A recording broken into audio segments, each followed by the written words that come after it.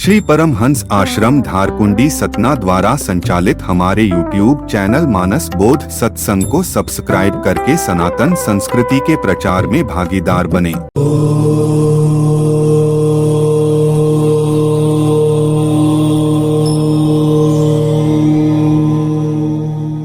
से भगवान श्री राम जी सब कुछ कहते हैं। ज्ञानी, विज्ञानी, परम ज्ञानी सब मुझे प्रिय है, लेकिन सबसे प्रिय मुझे निजदास है। और कैसा, जिसे मेरे अलावा किसी और की आशा ना। भगवान तो किसी एक के होते हैं जिसे कोई और आशा ना हो, केवल उस प्रभु की आशा। जो परमात्मा का दास है, परमात्मा का प्रेमी है, ईश्वर का प्रेमी है, जिसको और किसी का भरोसा ना हो, उसे फिर राम का भरोसा है। यही हमें साधु महात्माओं और शास्त्रों से सीखने को मिलता है कि मन में सदैव आशाएं, इच्छाएं निवास करती हैं और हम दौड़ते रहते हैं। लेकिन यदि कोई गुरु और महापुरुषों की शरणागति गहे और अपने मन में केवल परमात्मा के प्रति आसक्त हो जाए, संसार के सुख, विषय, भोगों को त्याग दे और अपना ये जो मन है, इंद्रियों से जो जुड़ा हुआ है संसार में, अपने अपने विषयों की ओर ये इंद्रियां दौड़ती रहती हैं, उनको त्याग के भगवान की शरणागति में यह मन झुक जाए, रुक जाए और टूट जाता। धनुष जिसने तोड़ा उसके प्रति ऐसा भाव बन जाता। तो यहाँ पर ज्ञान और भक्ति की बात आई। फिर इसके बाद भगवान और बातें बताते हैं कि जीव को कैसे रहना चाहिए, कलयुग का क्या प्रभाव। तो हर समय एक ही बात हमें आपको समझना चाहिए कि हर तरफ से मन को हटा के भगवान के चरणों में, इष्ट के चरणों में, राम के चरणों में लगा देना, यही जीव का कार्य है। वह इन के प्रकार किसी न किसी इच्छाओं में बंधा हुआ है, उसे वो छोड़े और अपने भगवान की ओर बढ़ जाए। निरंतर ऐसे करने से वह जीव जगत के आवागमन से छूट जाएगा।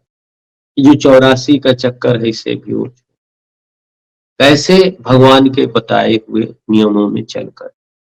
जो भगवान राम काकभुसुंडी जी के द्वारा और गरुड़ जी के माध्यम से गोस्वामी जी हम सबको ऐसी विधि का ज्ञान करा रहे हैं, जिसके द्वारा हम सब उस परमपिता परमात्मा ईश्वर की ओर पहुंचेंगे। जब यह जीव पहुंचेगा वहां परमात्मा के पास, तो कहते हैं कि भगवान से मिलने के लिए भगवान की तरह ही गुण होना चाहिए। जैसे पानी में पानी कब मिलता है, जब वह पानी पानी जैसा। अगर पानी पत्थर या लकड़ी जैसा है तो नहीं मिलेगा। तो उसी प्रकार यह जीव उस ईश्वर से, उस परमात्मा से तभी मिलता है जब वह परमपिता परमात्मा की जैसा बन जाता है। निरंतर ही हम सबको यत्न प्रयत्न करना है, चलते रहना है, पहुंचना है और सभी लोग पहुंचेंगे। दूसरा कोई उपाय नहीं है। साधु संतों का कार्य है, महात्माओं का कार्य है। अभी समय नहीं है, समय तो है ही नहीं। सही पूछिए तो किसी के पास टाइम नहीं। कोई भुलाया है, भूला है, भटका है, नहीं समझ में आता। लेकिन जो समझ लिए हैं, जो जान लिए हैं, उनको चाहिए निरंतर ही अपने आप को परमपिता परमात्मा को समर्पित करें, अपने मन में सदैव परमात्मा के प्रति जो अनासक्त भाव है उसे आसक्ति में परिणित करें धीरे धीरे, क्योंकि अभी तो हमारा आसक्त मन संसार में है। इसे छुटा के हम उस ईश्वर के चरणों में आसक्त बना दें। सरल नहीं है, सहज नहीं है, पर कठिनता से किया हुआ कार्य ही मान्य है। सरलता से तो जो चीजें प्राप्त होती हैं उन चीजों का, उन कार्यों का महत्व नहीं है। जो विशेष कठिन है वही ठीक है। इसलिए निरंतर ही परमात्मा को याद करते रहिए। ज्ञान, भक्ति और परमात्मा की जो वाणी हुई है उसे समझते चलिए। अगर आप समझते जाएंगे तो आपको ठीक रहेगा। थोड़ा थोड़ा, एक साथ ना त्याग सको तो थोड़ा थोड़ा त्याग, थोड़ा थोड़ा ही। अगर हम थोड़ा थोड़ा रोज करते हैं तो बहुत हो जाता है, लेकिन हम बिल्कुल नहीं करते तो वो बहुत सारा काम बाकी रह जाता है।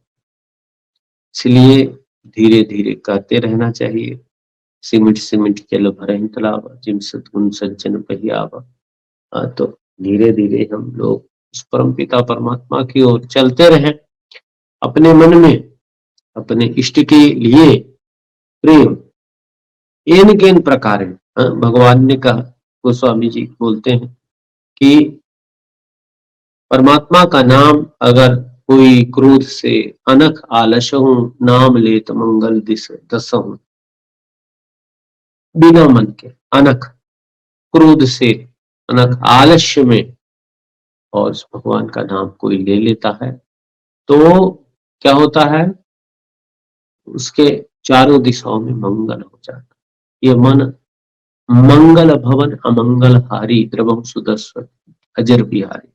उस परमात्मा जो अमंगल को नाश करने वाला है, मंगल प्रदान करने वाला है, उसको भजेगा तो सब मंगल ही मंगल हो जाएगा।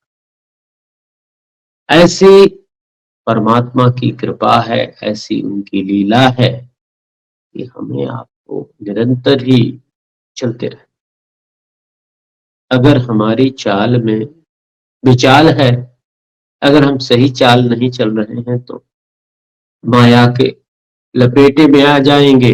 अगर हमने दिशा सही नहीं चुनी, अगर हमने राह सही नहीं चुनी तो फिर बदल जाएगा। अगर बदला तो फिर दिक्कतें बढ़ जाएंगी। इसीलिए हर समय, अहरनिश हर जीव को अपने विषय में सोचना चाहिए। अपने विषय में वह परमपिता परमात्मा की आज्ञा और आदेशों का पालन करे तो उसके जीवन में सदैव परमपिता परमात्मा की कृपा मिल जाएगी। और जो वो अशांति और दुख प्राप्त करता है उसे सुख और शांति का अनुभव होगा।